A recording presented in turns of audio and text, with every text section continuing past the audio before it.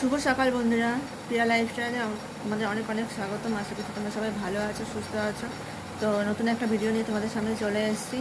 তো ভিডিওটা শুরু করার আগে বড়দের জানাই প্রণাম আর ছোটদের জানাই ভালোবাসা। তো আজকে হচ্ছে আমাদের এখানে নদিয়াতে আর বহরমপুরে মানে মুর্শিদাবাদে ভোট। তো আমার তো ওখানে ভোট না, আমার ইচ্ছাপুরে ভোট। ওটা হচ্ছে 20 তারিখ। তো জীবনে 5 বছর ধরে কোনো সময় ভোট দিইনি, এখন দেখা যাক কী করবো না করবো। আর এই সকাল হয়েছে, সকালে উঠেছি আজকে লেটে, কারণ কাজে দিদি আসবে না, কালকে অর্ধেক কাজ সেরে রেখেছি। এখন হচ্ছে বিছনা তুললাম, তুলে আর এক রাউন্ডে চা খেলাম। এবার যাবো হচ্ছে ঘরের অর্ধেক কাজ সারতে। তো চলো দেখতে থাকো সারাদিন কী করছি না করছি। তো এই তো এইটুকুনির মধ্যে দিয়ে সময় কাটবে। আর মেয়ের আজকে কোনো পড়া নেই, কারণ বাইরের দূরের পড়াগুলো করতে দিইনি, দেখা যাক বিকেলে। আর ঘরের কাজ প্রায় কমপ্লিট হয়ে গেছে, এখন শুধু টুকটাক বাসন টাসন মাজবো, টিফিনগুলো করবো, ব্যাস আর কিছু করবো না। তো আজকে তার একটু মুখটা পদের লাগছে দেখতে। তো কালকে আছে আমার কাজ, তোমাদের বলেছি কালকে অনেক কিছু শেয়ার করব তোমাদের সঙ্গে সকাল থেকে। তো তোমরাও দেখতে পাবে কি কি করছি না করছি সেগুলো।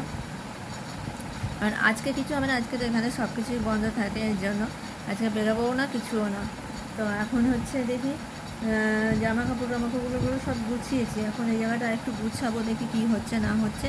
আর খাওয়ার কি করব, টিফিন কি করব সেগুলো আমি তোমাদের সঙ্গে পরে শেয়ার করবো। টিফিন বলতে বলে দিই তোমাদের, একটু ভাত আছে ওটাকে ভেজে নেবো, আর একটু চিকেন গরম করে নেবো। দুপুরে একটু পরে একটু দেখা যাবে কি করব না করব।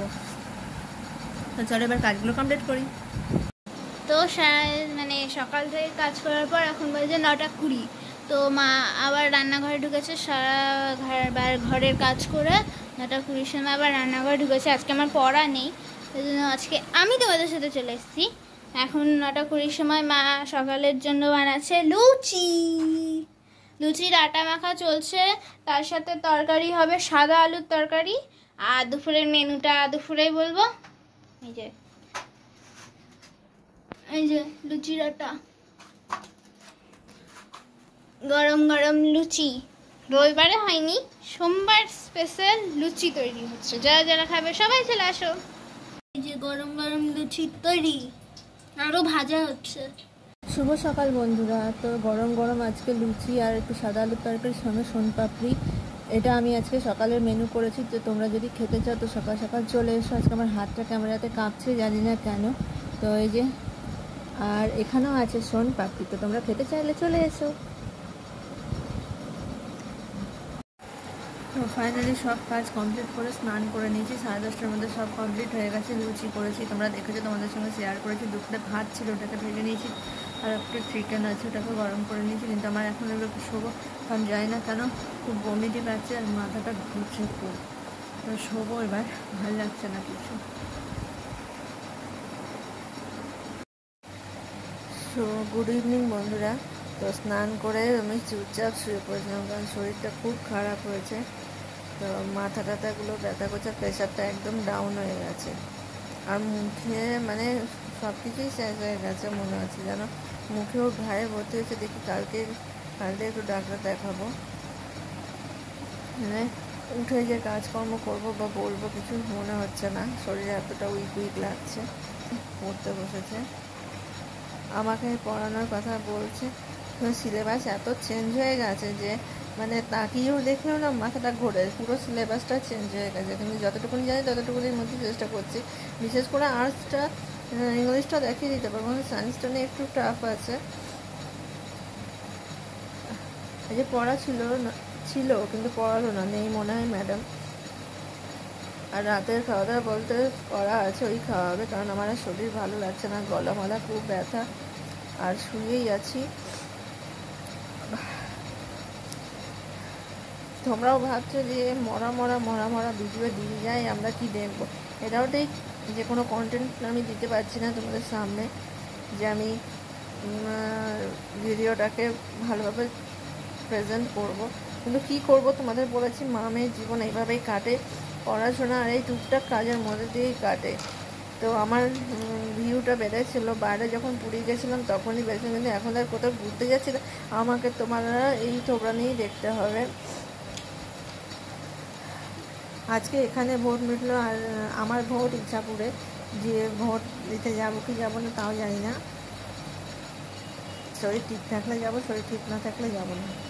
আর মাথা এত ব্যথা করছে না, মানে মাথা ফেটে যাচ্ছে আমার, বিরক্ত লেগে যাচ্ছে। আর জীবনে এতটা যে ধকল গেল কি বলবো। আমার জীবনে সব থেকে বড় ভুল হয়েছে আমি জীবনে একা চলার পথে দোকাকে আনাটা। মেয়ে নিয়ে একাই চলতাম, ঠিক ছিল।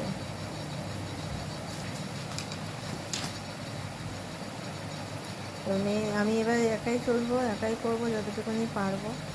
তো দেখা যাক কী হয় না হয়। আর আমি এর আগেও বলেছি যে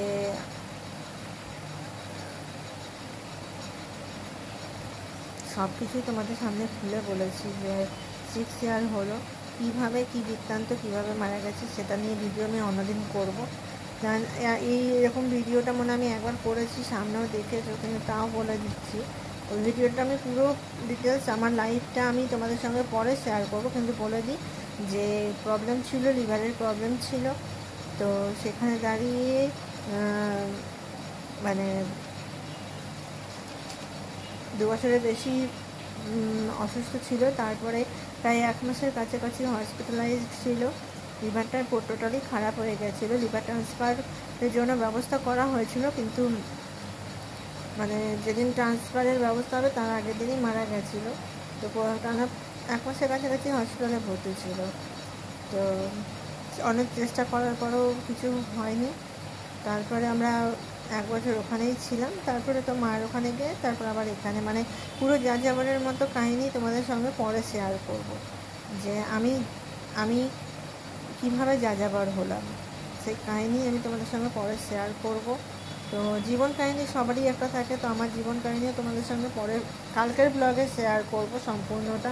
মেয়ের জীবন, আমার জীবন, তা এটা নিয়ে আমি তোমাদের সামনে কালকে আসবো।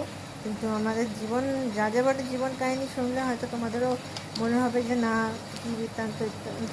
তো চলো, ভিডিওটা আজকে আমি এখানে এন্ড করছি। তোমরা সবাই ভালো থেকো, সুস্থ থেকো। নতুন একটা ভিডিও নিয়ে তোমাদের সামনে আসবো। তো এই যাযাবরের কাহিনীটা আজকে এক পার্ট এখানে থাক, আর পুরো কাহিনীটা আমি তোমাদের সঙ্গে কালকে শেয়ার করব। তোমরা আমার এই কাহিনী দেখেছো, তোমরা আমার আগের কাহিনীর পার্টটাও শুনে নিও।